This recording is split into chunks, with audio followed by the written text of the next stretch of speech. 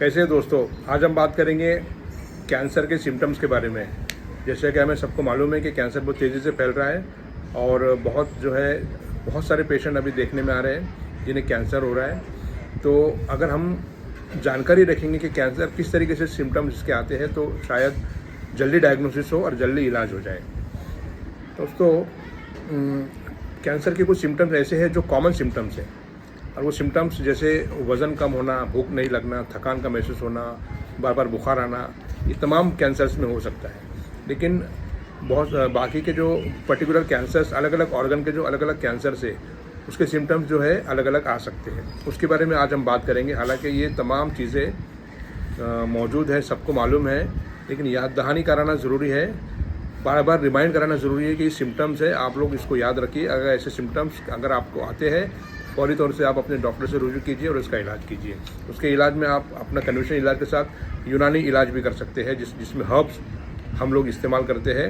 यूनानी medicine cancer के इलाज में एडजुवेंट थेरेपी यानी सपोर्ट के तौर से बहुत अच्छी तरीके से काम करती है और कर सकती है। तो आइए अब बात करेंगे हम लोग पर्टिकुलर कैंसर्स के बारे में। सबसे पहले माउथ कैंसर्स के बारे में बात करेंगे। कोई पेशेंट अगर आता है हमारे पास और सिर्फ ये बोलता है कि मुंह में से बहुत ज़्यादा स्मेल आती है, तो वो स्मेल आना भी अच्छी साइन नहीं है, क्योंकि वो स्मेल आज नहीं तो कल उस पर्टिकुलर उसको जो है माउथ कैंसर डेवलप कर सकती है उस पेशेंट में। फिर उसके अलावा माउथ कैंसर में दोस्तों अगर ज़रा सी भी छोटी सी गांठ आ रही है मुंह में, गाल में या दाढ़ में या अंदर जो है मुंह के अंदर, वो बहुत डेंजर हो सकती है। छोटा सा अल्सर भी जो है वो अगर नहीं हील हो रहा है तो भी वो कैंसर की तरफ जा सकता है, तो इसलिए उसको अर्ली डायग्नोसिस ज़रूर कराइए। उसके बाद आइए ब्रेन ट्यूमर की तरफ। ब्रेन ट्यूमर में दोस्तों सर दर्द जो अचानक जो है तेज़ हो गया, जिसके साथ जो है आंखों के सामने अंधेरा आना या सही दिखाई नहीं देना या नौशिया, वॉमिटिंग या एपिलेप्सी, फिट्स आना, ये तमाम ब्रेन ट्यूमर की तरफ जो है ब्रेन ट्यूमर हो सकता है। उसके बाद आइए हम लोग बात करेंगे ब्रेस्ट कैंसर के बारे में। ख़ासतौर से फीमेल्स में ब्रेस्ट कैंसर का अर्ली डायग्नोसिस से पेशेंट जो है बहुत अच्छी तरीके से रिकवर हो सकता है। अर्ली डायग्नोसिस के लिए करना क्या है, हर एक फीमेल ने हर 2 महीने में 3 महीने में अपना सेल्फ एग्जामिन करना है, पाल्पेट करना है, चेक करना है कहीं उनको छोटी मोटी गांठ तो फील नहीं हो रही है। गांठ फील के होने के साथ साथ अगर उनका ब्रेस्ट का कॉन्फ़िगरेशन यानी फील कुछ डिफरेंट आ रहा है, यानी कुछ हार्डनेस शुरू हो गई बगैर किसी गांठ के, सिर्फ ब्रेस्ट का स्ट्रक्चर भी हार्ड लग रहा है या कुछ डिफरेंट लग रहा है, कुछ एबनॉर्मल लग रहा है, तो भी आपने अपने डॉक्टर के पास जाके उसका चेकअप कराना है। उसके अलावा अगर कुछ ब्रेस्ट में से कोई डिस्चार्ज हो रहा है, पस डिस्चार्ज, ब्लड डिस्चार्ज या थिन डिस्चार्ज भी हो रहा है, तो भी वो साइन हो सकती है ब्रेस्ट कैंसर की। उसके अलावा फीमेल्स में अंडर आर्म्स में भी जो है गांठ आ सकती है। अगर अंडर आर्म्स में भी गांठ आ रही है तो आप चेकअप कराइए, हो सकता है वो कैंसर हो। उसके बाद आइए आप लोग जो है सीए कोलोन की तरफ। कोलोरेक्टल कैंसर बहुत कॉमन हो चुका है। कोलोरेक्टल कैंसर में स्टूल में से ब्लड आना, थकान, जो है वीकनेस, खून की कमी के साथ साथ बहुत मतलब ऐसा होता है कि पेशेंट अचानक उसकी बॉयल हैबिट्स चेंज हो जाती है। कभी उसको लूज मोशन होते हैं, कभी कॉन्स्टिपेशन होता है, कभी डिसेंट्री होती है, अब्डोमेन में डिस्कम्फर्ट रहता है हमेशा उसको ऐसा लगता है पेट भरा भरा है। तो बहुत सारे पेशेंट आते बड़े ऐसा लगता है पेट भरा है। हालांकि ये कोई बहुत मेजर सिम्टम नहीं है, लेकिन ये सिम्टम्स भी कैंसर हो सकती है। तो ऐसी सूरत में भी आपको अब्डोमिनल सोनोग्राफी, सीटी स्कैन से आपको जो है डायग्नोज करना चाहिए।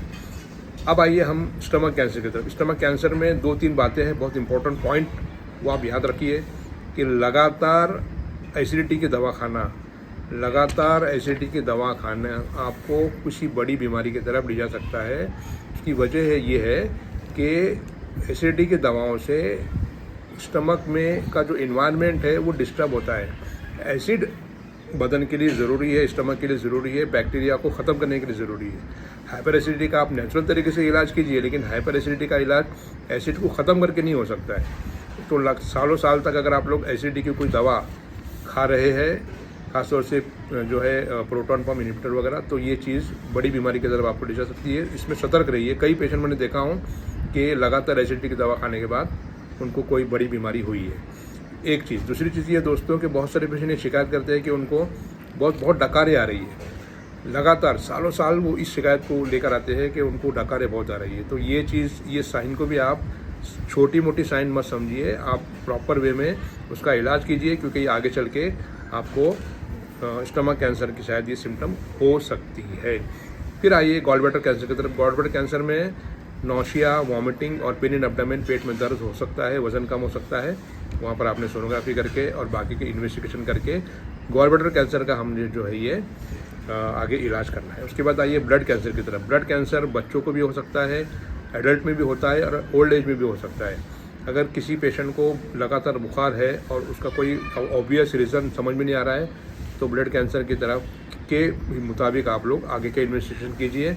उसमें आपको पेशेंट को वेट लॉस मिल सकता है, वज़न की कमी, भूख की कमी, बुखार आना, थकान का आना और खून की कमी जैसे सिम्टम्स ब्लड कैंसर में हो सकते हैं। कुछ ब्लड कैंसर्स ऐसे हैं जिसमें बार बार इन्फेक्शन के चांसेस होते हैं, यानी कोई भी इन्फेक्शन हो जा रहा है तो वो भी ब्लड कैंसर की एक जो है वो साइन हो सकती है। फिर आइए सार्कोमा की तरफ। सार्कोमा एक टाइप का कैंसर है जहाँ पर आप लोगों को जो है सॉफ्ट टिश्यू में कहीं पर भी गांठ लग रही है जो पेनलेस है, हो सकता है वो सार्कोमा की गांठ हो, कैंसर की गांठ हो।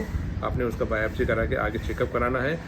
फिर आइए लिम्फोमा की तरफ। हॉटकिन लिम्फोमा, नॉन हॉटकिन लिम्फोमा भी बदन में अलग अलग जगह पे गांठें आती है, अंडर आर्म्स में, उसके बाद ग्रोइंस में, जांघ में और बॉडी में कहीं भी गांठें आ सकती है। बुखार आ सकता है पेशेंट को जो है वज़न कम हो सकता है, पेशेंट की भूख खत्म हो जाती है।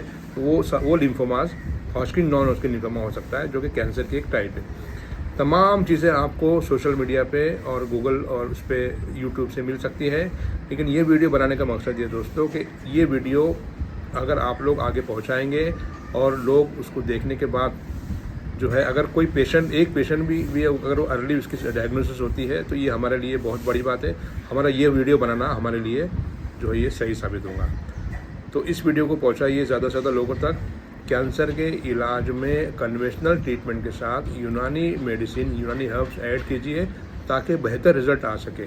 मेरा नाम डॉक्टर मस्तान है, डायरेक्टर ग्रीक कैंसर के सेंटर पुणे, जहाँ पर हमारा एक सेंटर है यूनानी सेंटर। हम जहाँ पर कैंसर के पेशेंट का इलाज करते हैं यूनानी मेडिसिन से।